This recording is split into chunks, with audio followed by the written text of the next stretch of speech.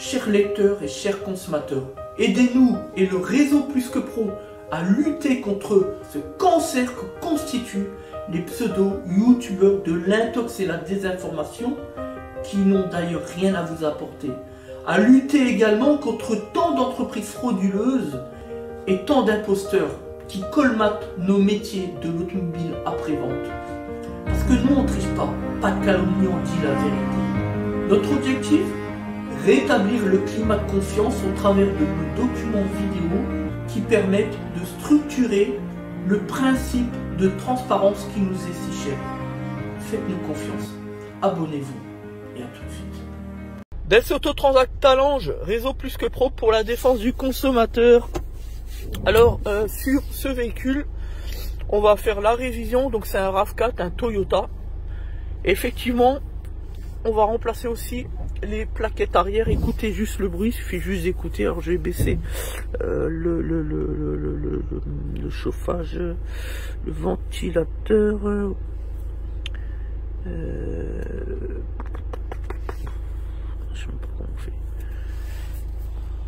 Ah ça y est, c'était là. Il suffit juste d'écouter. Donc marche avant, boîte automatique. On entend bien. Hein. Voilà.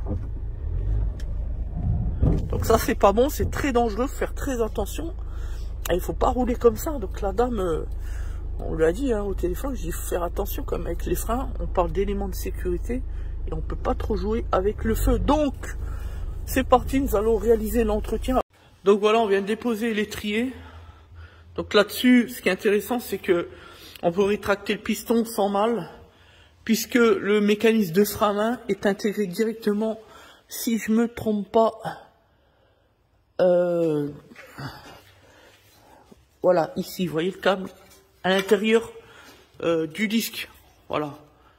D'ailleurs, on l'entend avec le petit claquement là, c'est toujours une petite rétention, ça bouge à l'intérieur, c'est des simples garnitures avec une petite roulette en bas, et puis le petit ressort en haut, qui permet de serrer l'intérieur un petit peu comme dans un tambour, ni plus ni moins, voilà, c'est tout. Donc là, regardez la plaquette qui est sur la ferraille ici, côté intérieur. Donc ça, c'est dangereux. Regardez, il n'y a plus de matière, vous voyez. Le disque est un peu frotté. Donc ce qu'on fait, quand c'est comme ça, on regarde au niveau du disque. Si c'est pas trop usiné, on laisse. Voilà, d'autant que le disque est en bon état. Donc on va regarder, voilà, au niveau des rayures, on voit que c'est légèrement rayé, mais rien de dramatique encore.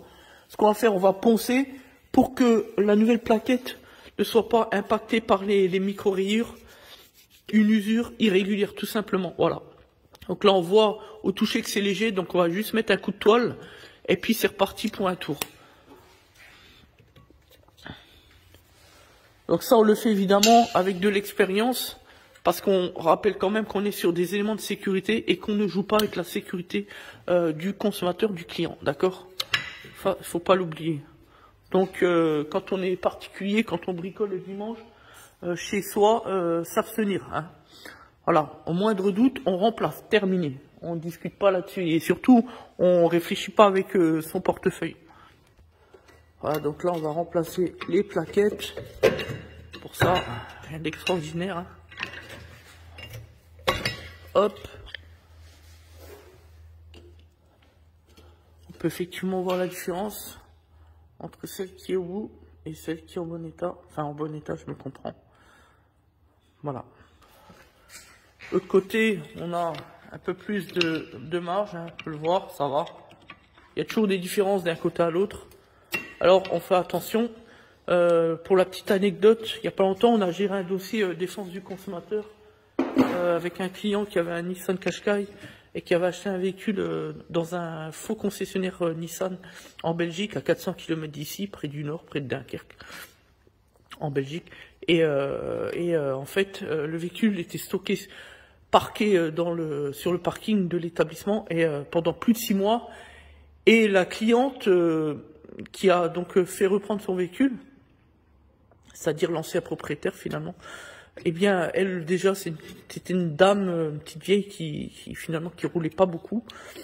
Donc, du coup, qu'est-ce qu'on a eu? On a eu des plaquettes qui étaient en bon état, hein, au niveau de l'usure, je dirais à 50%, mais par contre, qui étaient pourrites. Du coup, au bout de 3 semaines, après l'achat du véhicule, le client s'est retrouvé avec la plaquette ici, la matière qui s'est complètement disloquée, décollée, et qui est tombée entre l'étrier. Voilà.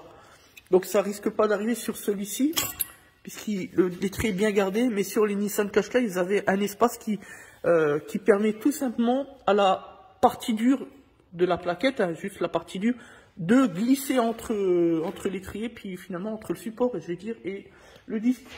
Et eh bien, c'est la mort au tournant. Le client, avec sa femme et ses 2 enfants, a eu de la chance, une énorme chance, puisque ça aurait pu très mal terminer.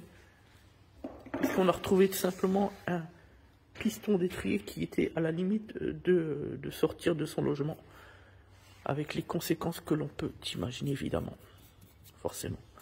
Donc faire très attention aux plaquettes de frein, au moindre doute on remplace, notamment lorsqu'elles sont très anciennes, voilà, même si l'usure est toujours bonne.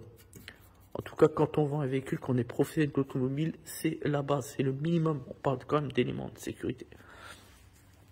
Voilà, donc là on vient de reposer les plaquettes de frein.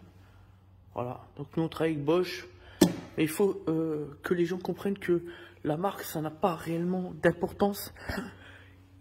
Évidemment, il faut quand même mettre des pièces aux normes de pièces de qualité. Il y a des marques qui n'ont rien à voir avec les plaquettes de frein, évidemment. Mais d'une manière générale, vous allez toujours trouver 2-3 marques haut de gamme, hein, dont les équipementiers ont pour métier et compétence de les confectionner, on est d'accord? Ce n'est pas le cas de tout le monde, c'est pour ça qu'il faut faire très attention à la vente sur les sites internet dont on connaît la très mauvaise qualité des pièces de rechange, tout simplement. Donc voilà. Mais sinon, voilà, nous on travaille avec le groupe Alliance Automotive qui est leader dans le monde.